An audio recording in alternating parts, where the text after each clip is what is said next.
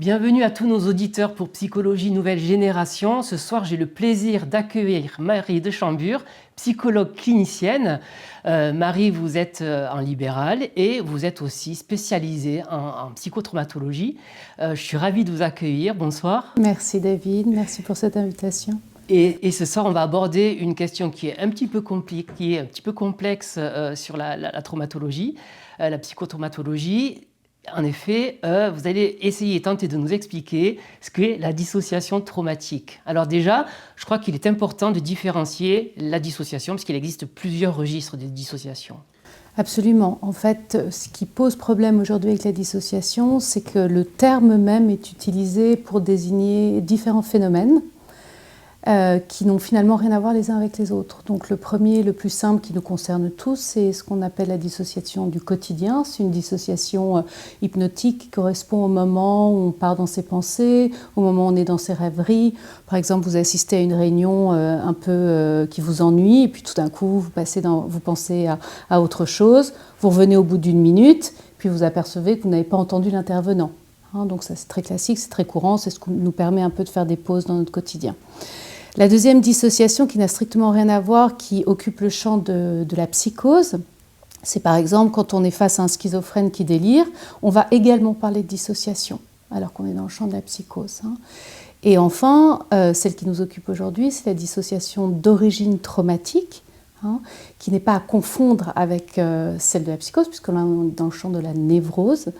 Et ça, c'est, si on devait donner une petite définition simple à comprendre, ça correspond à un mécanisme de défense, une stratégie d'adaptation qui survient au moment d'un événement ou d'une expérience traumatique et qui permet au sujet de se distancer, de mettre un peu de côté tous les aspects douloureux de l'expérience. Mais on va revenir peut-être un peu plus en détail. Oui, on va y revenir. Avant justement d'aller plus en détail sur comment ça se manifeste, j'aimerais qu'avec vous, vous m'expliquiez un petit peu comment la dissociation est apparue. Est-ce que c'est quelque chose de récent ou au contraire, est-ce que ça date déjà il y a quelques années?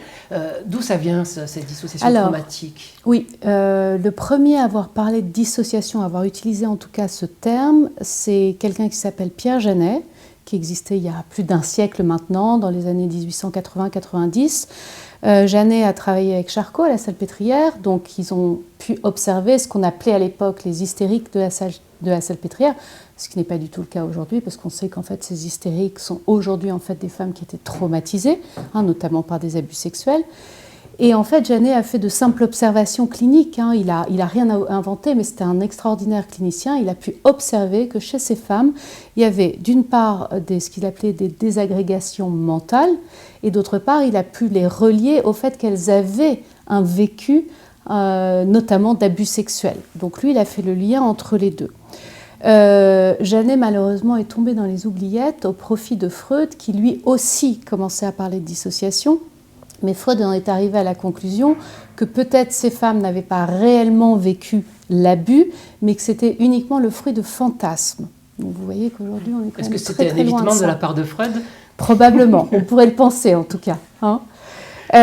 Donc pendant un siècle, on n'a plus jamais parlé de la dissociation d'origine traumatique. On n'a pas non plus parlé du psychotraumatisme, jusqu'en à peu près dans les années 80 aux États-Unis, puis 90 en Europe, grâce, c'est un peu cynique, mais grâce aux vétérans de la guerre, notamment de la guerre du Vietnam.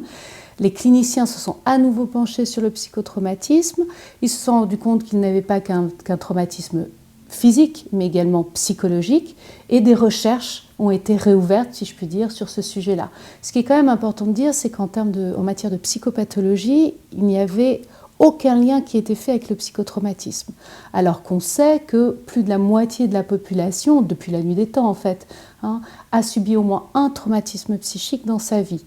Et le chiffre augmente en fonction de la population concernée, et je pense notamment aux populations plus vulnérables, les enfants par exemple. Donc les Américains se sont beaucoup penchés sur la question, et puis en Europe, il y a un peu un chef de file qui s'appelle Onno van der Hart, qui a sorti, lui, qui a conceptualisé une théorie qui s'appelle la théorie de la dissociation structurelle. Mais l'apport le plus important, me semble-t-il, c'est celui des neurosciences. Qu'est-ce que vous pourriez nous dire justement, concernant les neurosciences? Qu'est-ce qu'elles apportent à cette thématique et à cette thérapie de la dissociation traumatique?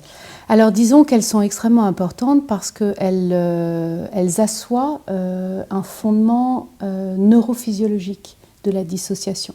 C'est-à-dire que, on ne va pas trop rentrer dans les détails, mais c'est-à-dire qu'on sait que nous les êtres humains, on est tous dotés d'un système qu'on appelle un peu classiquement le stress.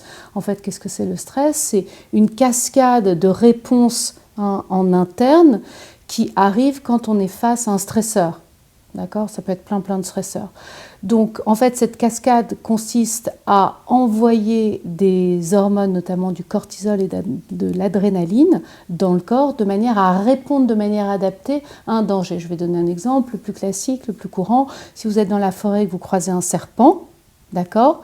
Votre cerveau, les yeux d'abord vont voir le serpent, il y aura une émotion qui est évidemment la peur, et le cerveau va envoyer un système d'alerte, envoyer tout un tas d'hormones.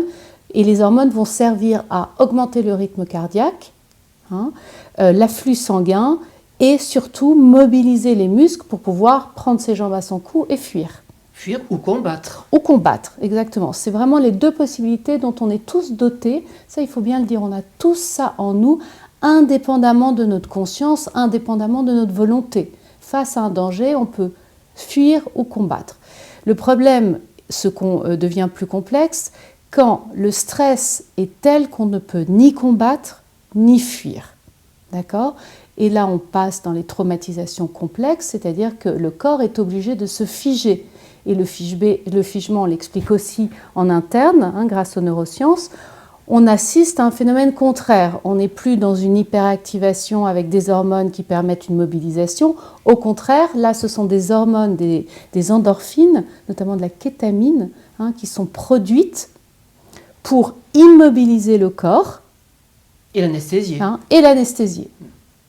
Donc, l'exemple le plus courant, parce que ça c'est le cas, hélas, des enfants, l'enfant face à un parent violent ne peut ni fuir ni combattre, donc il va tout de suite passer au stade du figement, il va être immobilisé, et ce qui est assez magique quelque part là-dedans, c'est que les hormones sont anesthésiantes, donc il ne ressent plus la douleur émotionnelle et physique. Alors évidemment, ça va poser d'autres problèmes et c'est là où on va rentrer au cœur de la dissociation. Donc, ce que je comprends bien, c'est que finalement, cette dissociation, c'est un continuum, qu'il va y avoir plusieurs dissociations avec des degrés plus ou moins graves en fonction de l'élément traumatogène. C'est une lecture des choses. Il faut savoir qu'en matière de dissociation, il y a plusieurs théories qui sont proposées parce que beaucoup de gens l'ont observé, mais le plus difficile, c'est d'arriver à avoir un langage commun, donc de pouvoir sortir une théorie. Et le but de la théorie, c'est de poser un diagnostic. Et l'intérêt du diagnostic, poser un diagnostic en soi, on s'en fiche pas mal. Mais l'intérêt du diagnostic, c'est que derrière, il va y avoir une réponse thérapeutique. Donc certains voient ça comme un continuum. Et il y a une autre théorie, aussi effectivement la théorie de la dissociation structurelle, qui voit les choses un tout petit peu différemment. Mais on peut tout à fait voir ça comme un continuum, puisqu'il y a des dissociations qui sont tout à fait normales et salvatrices si tout se remet en ordre après. Mais ce qui pose problème dans la mécanique de la dissociation, c'est si elle perdure au-delà du danger. C'est-à-dire que les gens restent en mode survie, combat, lutte ou figement, alors qu'il n'y a plus de danger. Donc ce qui pose problème, en fait, ce n'est pas la dissociation en tant que telle au moment de l'expérience traumatique. Elle est normale à ce moment-là. Là, elle est normale, c'est ce qu'on appelle une dissociation péritraumatique, donc immédiate ou juste post-immédiate. Ce qui pose un problème, c'est quand la mécanique, le mécanisme dissociatif se chronicise, c'est-à-dire qu'il reste, il perdure alors que le danger est passé. Qu'est-ce que ça touche à ce moment-là au niveau neuronal? Alors là aussi c'est très intéressant puisqu'il y a une théorie qui s'appelle la théorie polyvagale et qui met en avant que ce qui est impliqué dans ce qu'on est en train de décrire, c'est le système nerveux autonome. Donc de cette théorie polyvagale, qu'est-ce qu'il en ressort? Alors il en ressort qu'en fait l'architecture de notre cerveau est composée de 3 parties. On a un cerveau reptilien qui est finalement, d'une certaine manière, c'est une image, mais le cerveau le plus ancien, qui est impliqué dans la survie, donc qui contrôle nos organes vitaux, et qui répond à nos besoins fondamentaux, c'est-à-dire s'alimenter, la reproduction, la défense du territoire, des choses comme ça. Ensuite, on a une structure un tout petit peu plus élaborée qui vient chez les enfants. C'est ça qui est intéressant, c'est que chez les enfants, on voit que le cerveau se développe au fur et à mesure de l'âge. Mais ça, on fera aussi un lien avec le trauma développemental. On a donc le cerveau limbique qui est impliqué dans les émotions et dans la mémoire. Et en dernier, le cerveau le plus élaboré, le plus sophistiqué, c'est le cortex. Et là, c'est le cerveau pensant, c'est celui qui raisonne, c'est celui qui réfléchit, mais c'est celui qui peut faire des liens et des associations. Donc on dit que c'est le siège de notre conscience. Ce que montre la théorie polyvagale, c'est que, par rapport à l'exemple que j'ai donné tout à l'heure, face à un danger, donc la personne va se dissocier pour ne pas qu'il y ait trop de cortisol et d'adrénaline dans le corps, parce que s'il y a trop de cortisol et d'adrénaline, la quantité peut devenir toxique.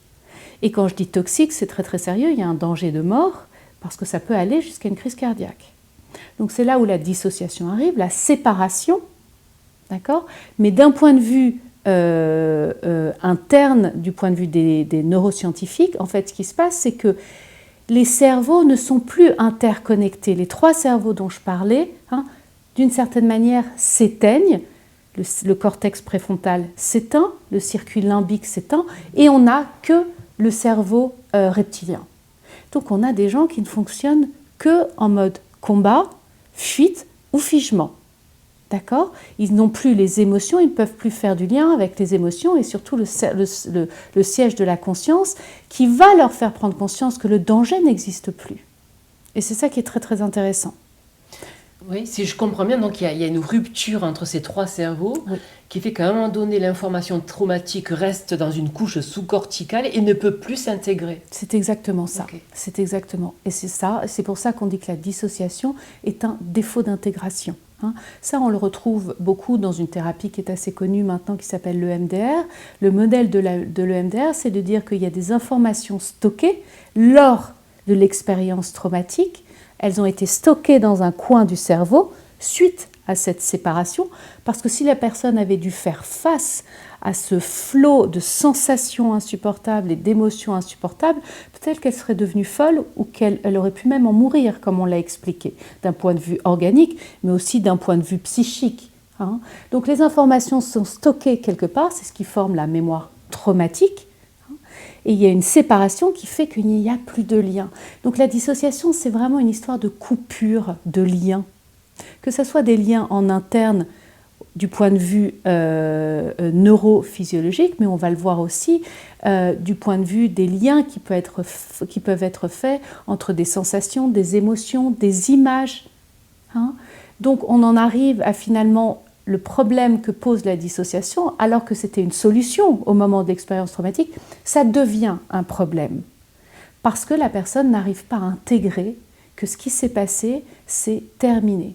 Et c'est pire que ça, c'est que la personne souvent est déréalisée ou dépersonnalisée, c'est-à-dire que soit elle a l'impression que ce qui s'est passé, c'est pas elle que c'est arrivé, soit que ce qui s'est passé, c'est pas réel, c'est quelque chose qu'elle invente.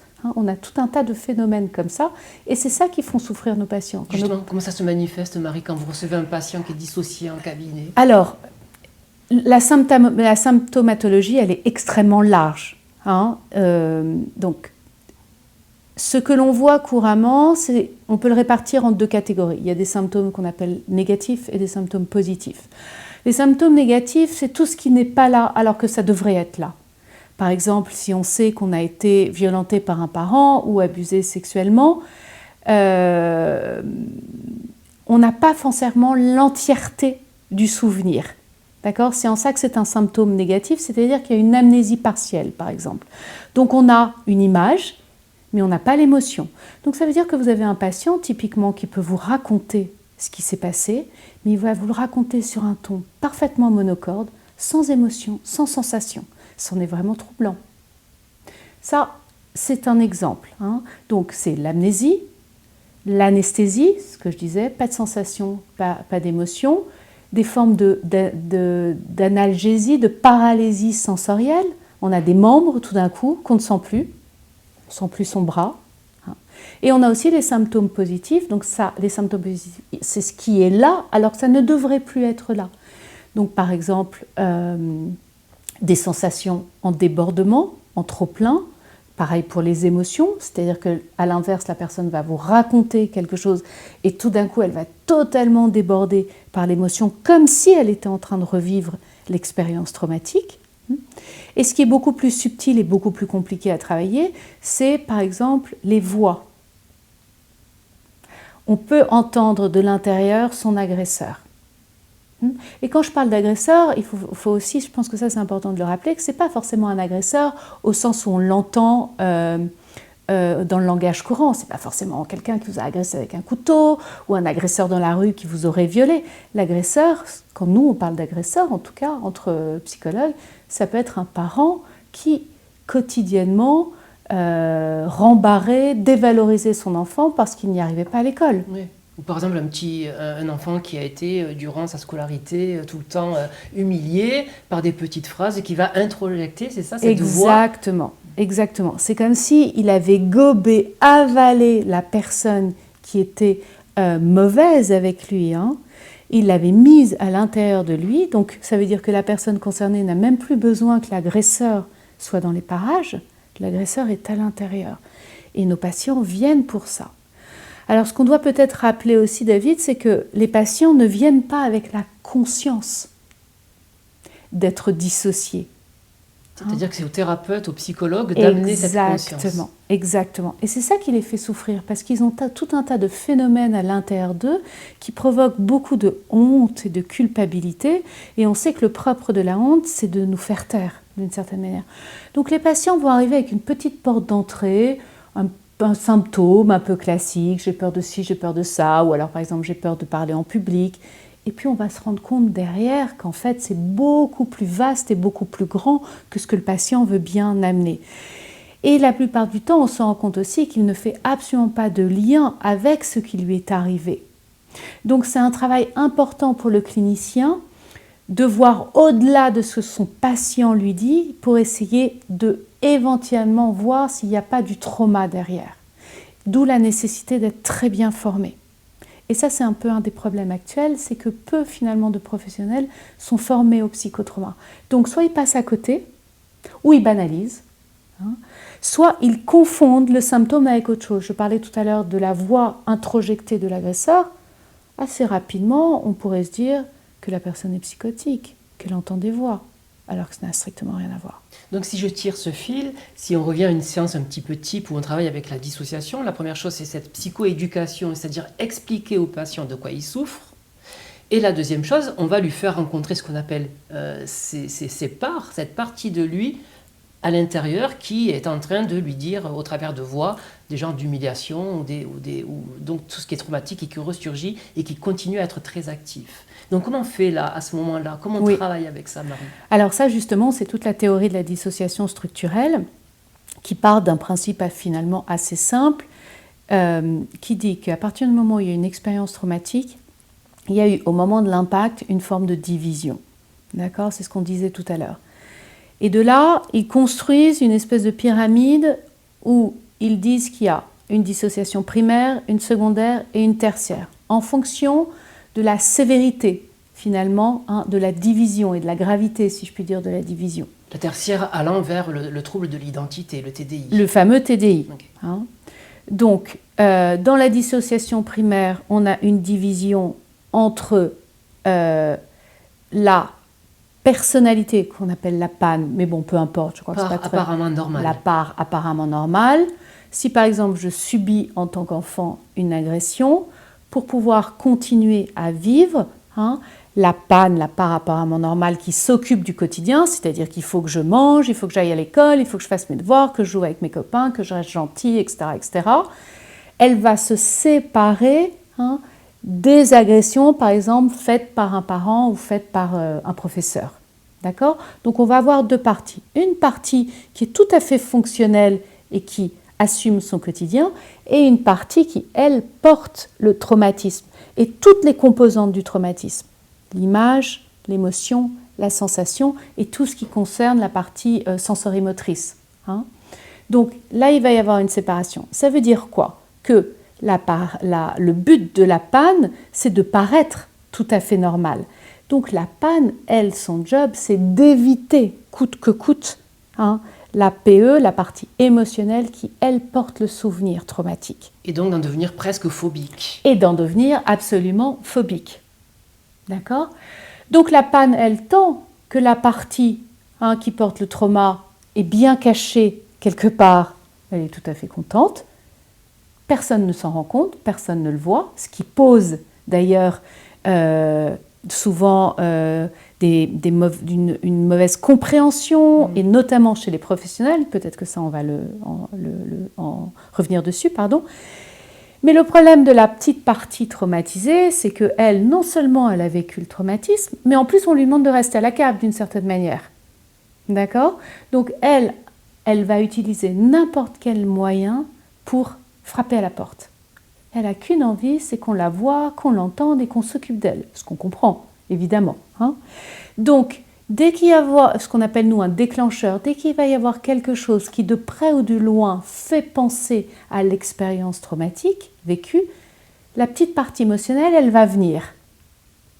Okay, donc sous forme, encore une fois, d'émotions débordantes, d'images. Par exemple, les images, c'est ce qu'on appelle les fameux flashbacks. Donc on est avec quelqu'un, on est en train de boire un café tranquillement, et tout d'un coup, il y a une intrusion en interne, et la personne revoit une image de son expérience traumatique. Des fluctuations aussi au niveau de la voix, on peut avoir une voix qui change, qui se module. Oui, alors là, on va rentrer plutôt dans une dissociation secondaire.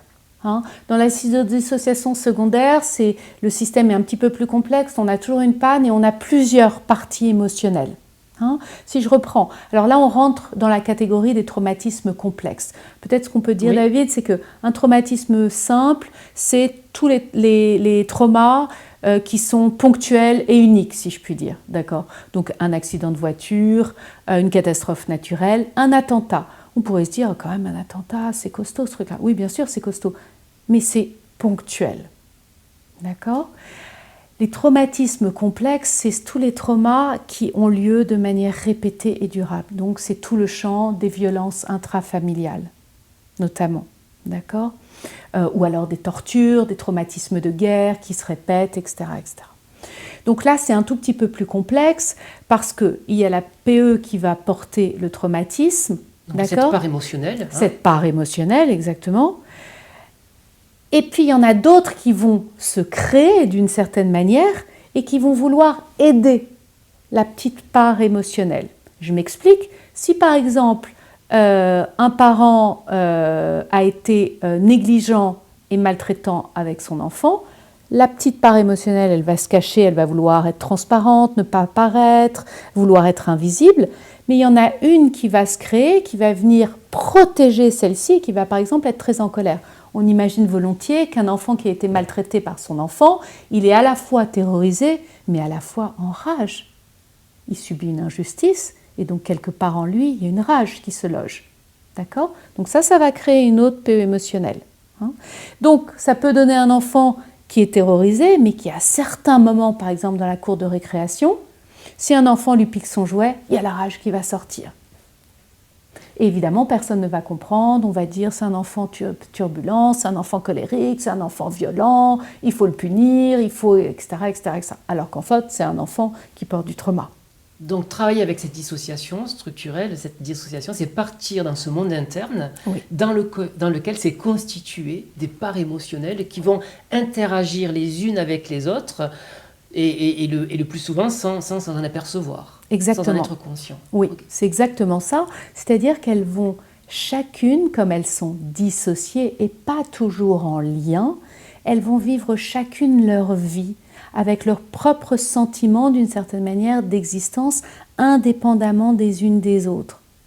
Donc le but est en effet de les identifier, oui, dans un premier temps, oui, et de mettre une relation, en tout cas de les faire interagir entre elles. Exactement.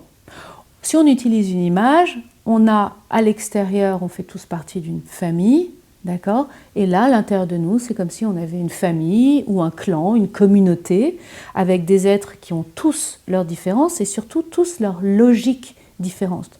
Et généralement, ils ont un peu peur les uns des autres, ils ne s'entendent pas. Donc nous, notre intervention thérapeutique, c'est de recréer du lien. On ne cherche pas à ce qu'ils s'entendent, comme dans la vraie vie d'ailleurs, on n'a pas forcément envie que les gens s'entendent, mais on voudrait juste qu'ils puissent s'écouter et se considérer.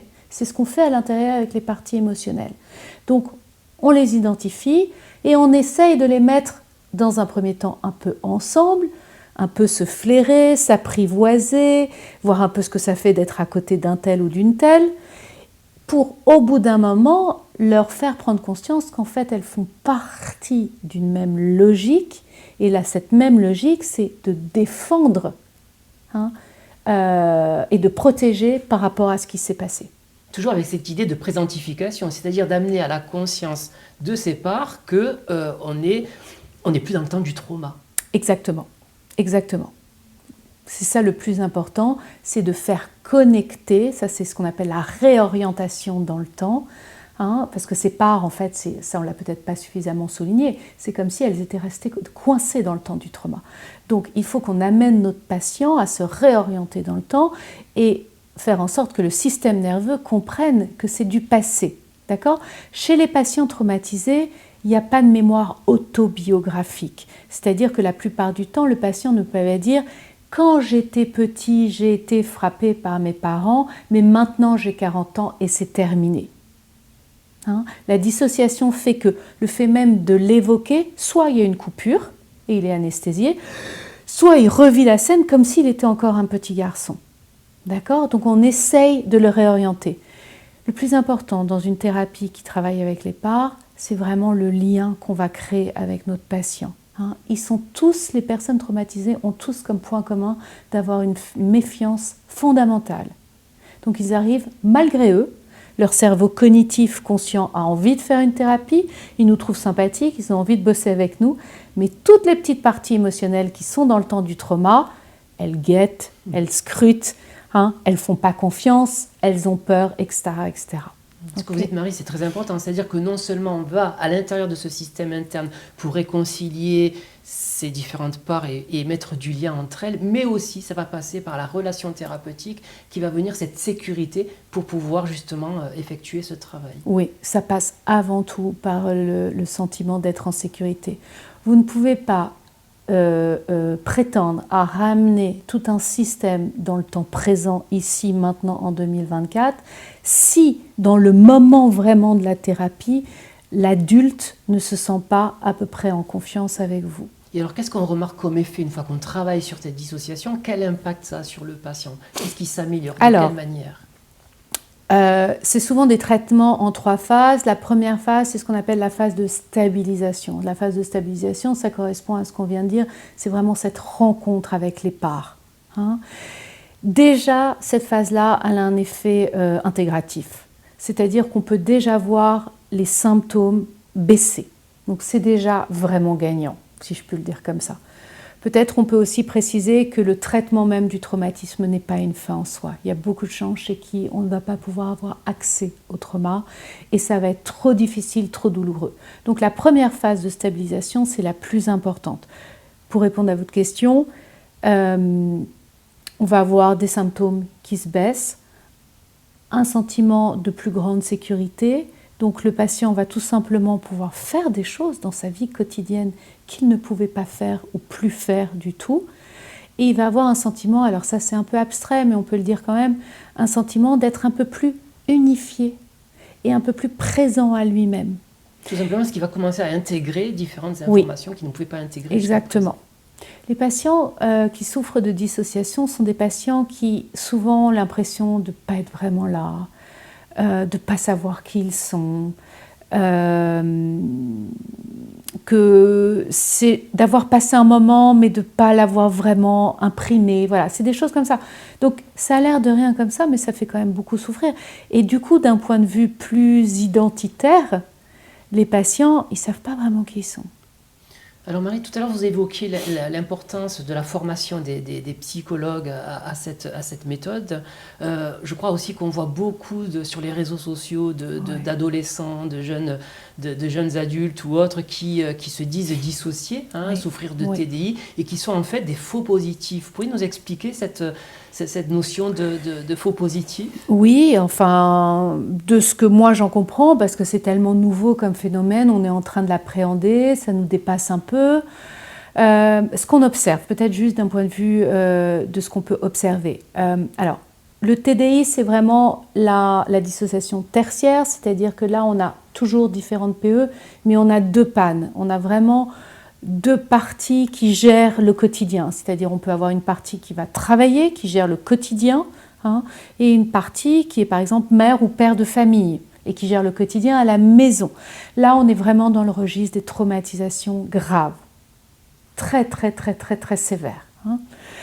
Ce qui se passe, c'est que comme tout ça s'est divulgué, hein, sur Internet, si je puis dire, les jeunes qui passent un certain nombre d'heures, hein, sur Internet, qui sont dans des états de détresse psychique, en fait, s'approprient ce qu'ils entendent autour de la dissociation, hein, et c'est comme s'ils faisaient sienne leur dissociation. Ils ont trouvé un diagnostic, quelque chose qui, d'une certaine manière, correspond un peu à ce qu'ils vivent. Ça ne veut pas dire qu'ils sont TDI, ça veut dire que de toute façon, ça nous concerne nous tous. On a tous, quelque part, ce qu'on appelle plutôt des états du moi.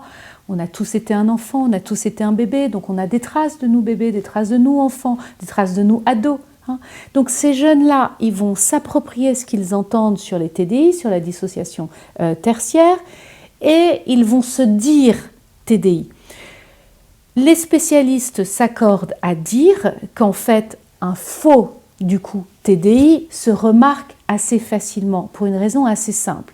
C'est que le propre du TDI, c'est que les parties en interne ne communiquent pas entre elles. Il ne peut pas en être conscient. Donc il ne peut pas en être conscient puisqu'il n'y a pas le siège de la conscience, il n'y a pas le cortex justement dont on parlait tout à l'heure, le préfrontal. Donc alors que les faux TDI, ils arrivent et ils vous disent ben voilà, moi je suis un tel, j'arrive avec mes 12 haltères, les haltères c'est un synonyme des parties émotionnelles, je vais tous ou toutes vous les présenter, etc. Donc ils ont une espèce de connaissance parfaite et absolue de leur système qui est vraiment le contraire justement de la dissociation qui est marquée par l'amnésie, et quand ce n'est pas une amnésie, par en tout cas une difficulté, hein, à rentrer en lien, puisqu'au minimum il y a des phobies dissociatives. D'accord ? D'où l'importance de trouver un bon professionnel formé, hein, oui. à ces méthodes. Oui, absolument. Ce qu'on peut dire de ces jeunes, c'est que du coup, là, il y a une problématique de diagnostic et que probablement ce qu'ils ont, ces jeunes, comme point commun, et qui est quand même assez représentatif du monde dans lequel on vit, c'est qu'il y a un tel vide interne qu'ils ont besoin, d'une certaine manière, ça serait péjoratif de ma part de dire de se faire remarquer, mais il y a un peu cette idée, hein,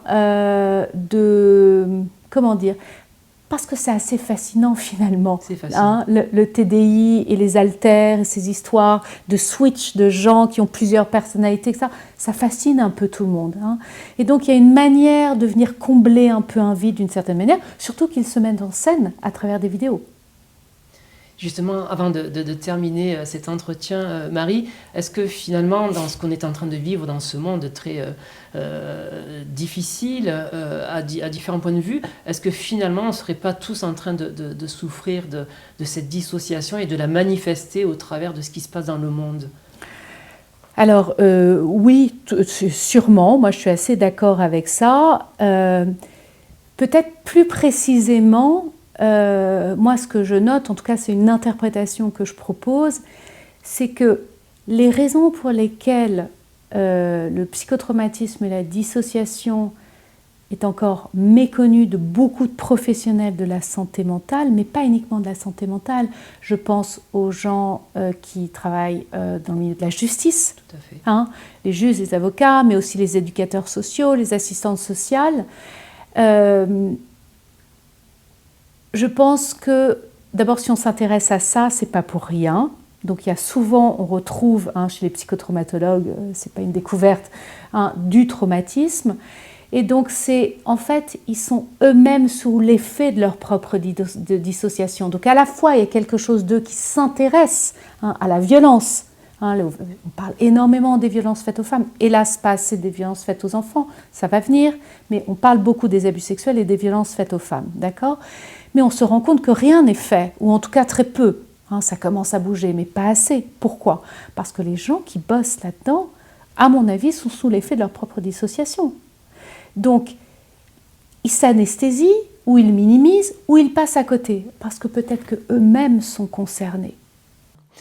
Marie, merci infiniment de nous avoir aidés pour Psychologie Nouvelle Génération à éclaircir toute cette dimension passionnante de la dissociation. Merci infiniment. Merci David. Et bonne soirée. Merci. Merci.